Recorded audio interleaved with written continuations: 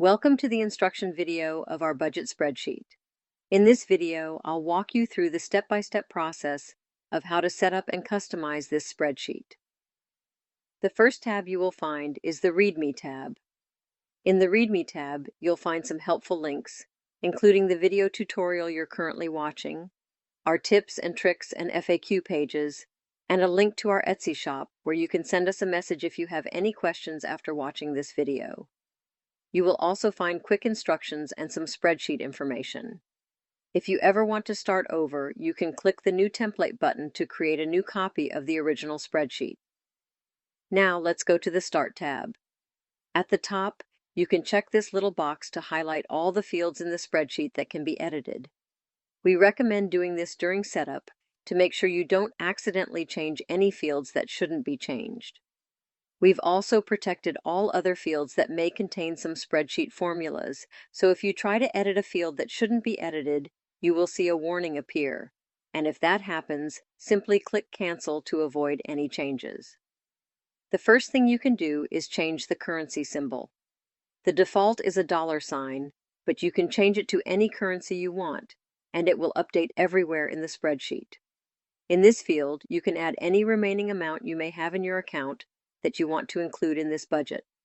Next, you need to fill in your categories for income, savings, expenses, bills, debts, and subscriptions. So for example, under income, you might have a first paycheck and a second paycheck and a bonus, for example. Basically, you can enter any categories you want. And I would also like to note that for bills, there is an extra bills category by default, which you can use for one-time payments or irregular bills. Now I'm just going to quickly fill in the other categories to show you how it works.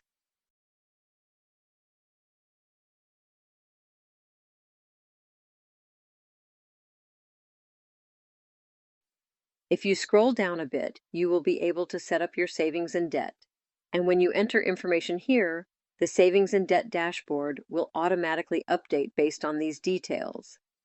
In this table, you will also see that the categories we previously entered have already been updated for us. Now, what you can do is for each of your savings, you can add a target amount, any amount you've already saved, and you can choose to have a fixed amount that you plan to save each month, or set a goal date by which you want to complete your goal. For example, let's say we have a goal of $20,000 for a wedding. We've already saved $7,000, and we'd like to reach this goal by the 1st of June, 2026.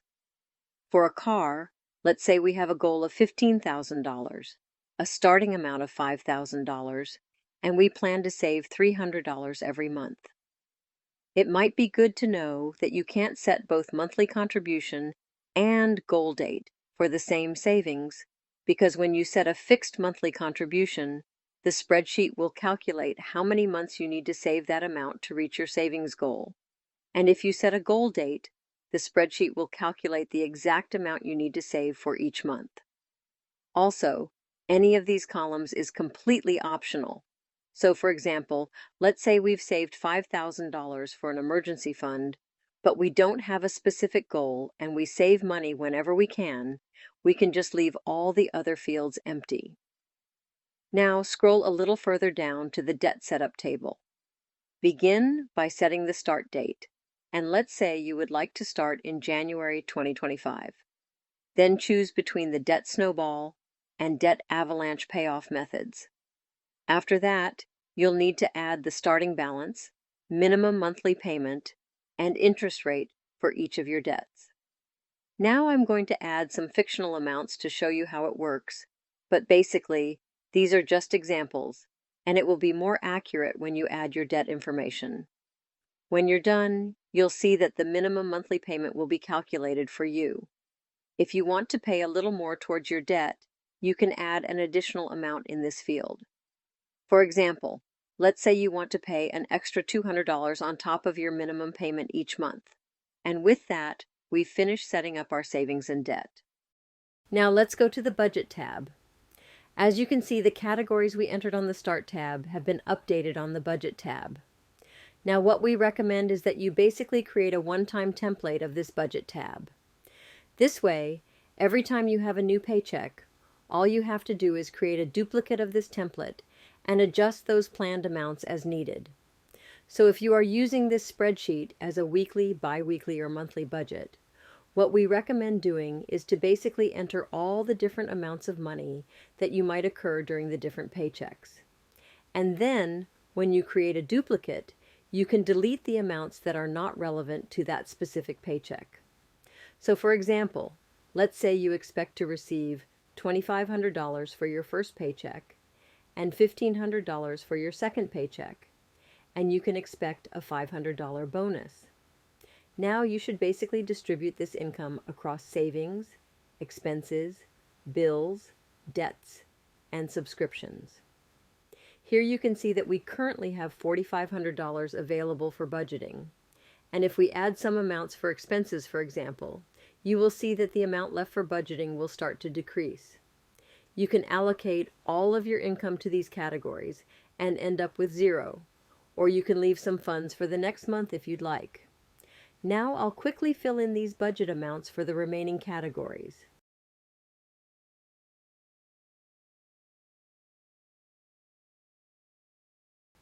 Finally, you can add due dates for bills, debts, and subscriptions, and they will automatically appear in the calendar. You don't have to enter them in order because they'll be automatically sorted for you. Now, once you've created this template, all you have to do is create a duplicate whenever you have a new paycheck. To do that, simply right-click on the tab name and select Duplicate. And you can also rename it. So let's say we're planning a budget for the second half of January, and you should update the dates as well, as the actuals will only be updated for that specific time frame. Now we can adjust those planned amounts. So for example, we don't need the first paycheck in this period since this is the second half of the month. And let's say we've already paid some bills and we've already paid off most of our debts. And we can also adjust those amounts for expenses and savings as well. So basically, you can simply delete or adjust these amounts for any specific paycheck. We've also included a rollover option, so if you want to use leftover money from the previous paycheck, you can just check this little box. And of course, since this is the first time we're budgeting, it will show the starting balance that we entered in the Start tab. But for the next paycheck, you'll see that it will show the exact amount left from the previous paycheck. You can also add a budget amount if you think you'll have some money left over each paycheck. The actual sections will update based on the transactions from the Log tab. So let's go to the Log tab to see how it works. In this tab, you should log all your transactions. Simply enter the date, choose the transaction type, select a category, and enter the amount. For example, let's say that on the 17th of January, you received a paycheck of $1,500. Once you enter it, you'll see that amount appear in the actual section for the second paycheck. Basically, when you log transactions, the spreadsheet will automatically update these actual sections for each category, and all the charts will update as well. Now I'll quickly add some additional transactions to show how this works.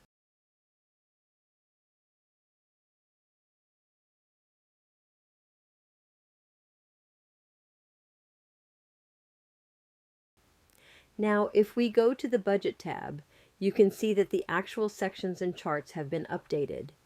Here you can see how much money you have left to budget and spend, as well as your total income and spending for this period. You can see how your balance has changed, and you can compare your planned and actual amounts. You will also be able to see the distribution of your income by different categories and the distribution of your spending on savings, expenses, bills, debts, and subscriptions. In addition, you can see your top 10 spending categories. For each new paycheck, simply duplicate the budget template again, and you can delete or hide the completed budget tab. Now let's go to the Calendar tab. As you can see, the bills are already shown on the calendar based on the due dates we entered on the Budget tab. Also, these bills will be sorted in chronological order for you, and basically all you have to do is update the month and year here at the top, and during that month, when you pay your bills, you can simply check these boxes, and you'll see that the paid bills will be highlighted so you can easily see what's been paid. Now you can also choose whether the week starts on Sunday or Monday. You can add your paydays. So for example, let's say you get your first paycheck on the 1st of the month and your second paycheck on the 17th. And you'll see that these paydays also appear on the calendar. We also recommend creating a template for the calendar tab because this way you won't have to uncheck these boxes for each new month. And it would also be a good idea to leave these extra bills empty for the template. And then for each new month, when you make a duplicate, you can just add specific extra bills that may appear in that month. So basically, to create a template, make sure these boxes are unchecked and you haven't put any extra bills in yet. And just like with the Budget tab, just right-click on the tab name and select Duplicate. And you can also rename the Calendar tab. Now, all you have to do is update the month. So let's say it's currently January 2025. And also, you might have an additional bill for January. For example, it could be an annual bill that's due on the 5th, and you'll see the annual bill appear on the calendar. So when paying bills, simply check these little boxes, and the calendar will automatically update, highlighting the paid bills. For each new month, follow the same steps as with the Budget tab. Simply delete the completed calendar tab and duplicate the template for the next month. Now, let's go to the Savings tab. And as you can see, all the information we entered in the Start tab has been updated here for us.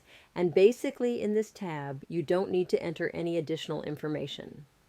The entire tab will automatically work for you, updating based on the savings transactions from the Log tab. In this table, you can see all your savings goals, and for each of them you will see how much you've saved in total, how much you need to save this month, how much you've saved for the current month, how much is left to save, and how many months are left until you reach the goal. And if you haven't set a monthly contribution or goal date on the Start tab, it will show ongoing for that specific fund. You'll also see your progress, or basically the percentage of the goal that's been saved.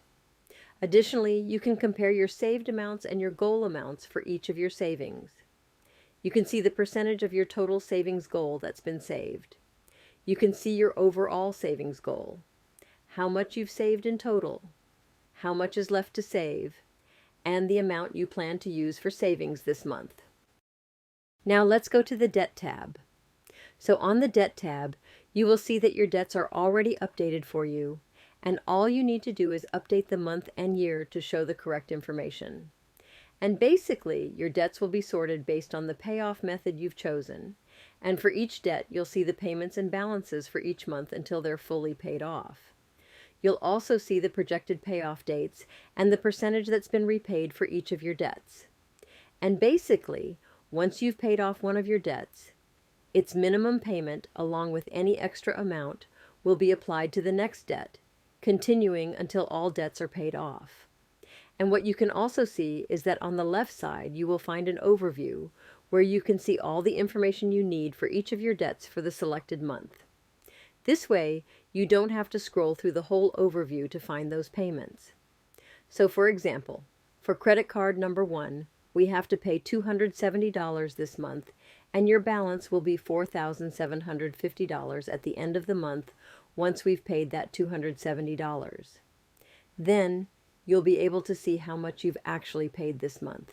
For example, we've already paid $100 toward that credit card, which we entered earlier in the Log tab. And it might be good to know that you can pay more than the expected amount toward your debt.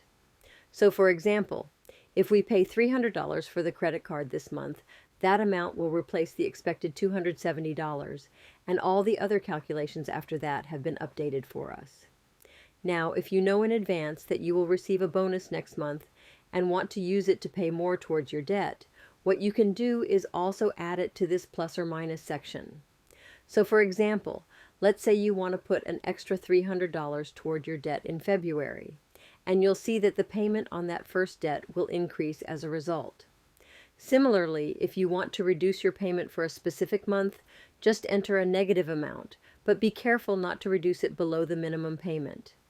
Additionally, in this tab, You can see the estimated date when all debts will be paid off and how many months are left until that date.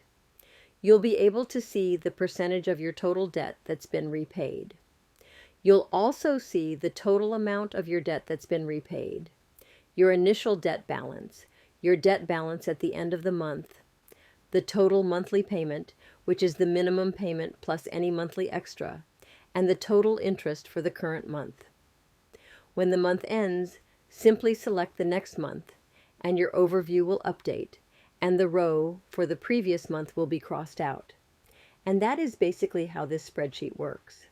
If you have any questions, feel free to contact us. Thank you for watching, and have a great time.